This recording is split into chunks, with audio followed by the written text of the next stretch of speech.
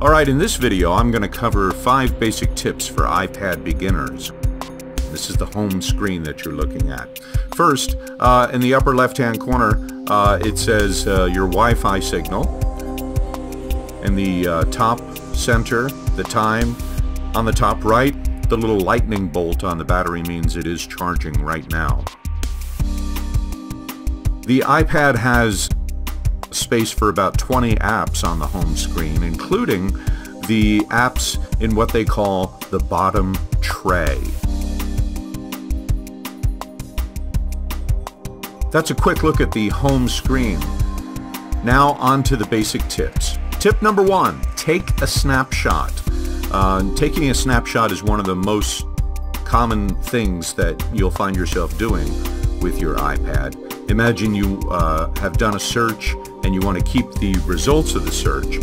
You have to press the home button and the on-off switch at the same time. There you go. And it goes to your photo stream. Let's go to Photos. And there it is, right there. Alright, basic tip number 2. The home button is your new best friend. If you're on your home screen, click the home button one time, it'll take you to search. You can search anything. If you're looking for a person, it'll take you to the contact information for that person. So anything that you're looking for that's on your iPad, it'll find it for you, and that's a cool thing.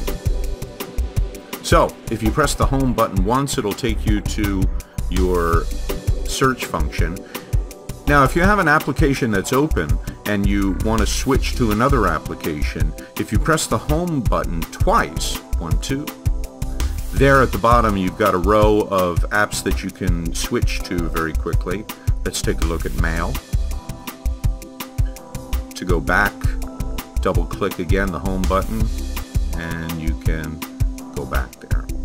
So let's recap. Click one time to go home and click twice to switch between apps. And if you're on the home screen already, if you click the home button, it'll take you to your search function. Basic tip number 3, make folders. There are a bunch of apps scattered all over your iPad. It makes sense for you to take those apps and kind of group them in logical ways. So how do you make a folder? Press any icon and then it'll wiggle around like a big bowl of jello. Woo! And drag the icon onto another icon and then suddenly you've got a folder. And you can drag the folder down to wherever you want. And you can give it a more meaningful name, like let's call this browsers. To make all the apps stop wiggling, stop that, just press the home button. Right? So there are 2 reasons why you want to make folders. One of them is to save space and organize apps by type. The other one is to bury apps that you don't need or you don't use very often. I'll give you an example. Here in my Sonota file, miscellaneous app. Here are apps that I almost never use, so I can just bury them in a folder somewhere. So that's basic tip number 3. Basic tip number 4. Use the bottom shelf down here, or sorry, the bottom tray as Apple calls it, for the apps that you use the most all the time. I use the recorder and Evernote, my contacts. I always use my contacts. Oh my God, games, what's that doing down here? I never use those. So use the bottom tray for the apps that you use the most, and use your home screen for the other apps that you use really often. I mean, everyone uses Facebook, right? So there's Facebook, I use Dropbox, I use Calendar, and I put them over here on the right side because I'm right-handed.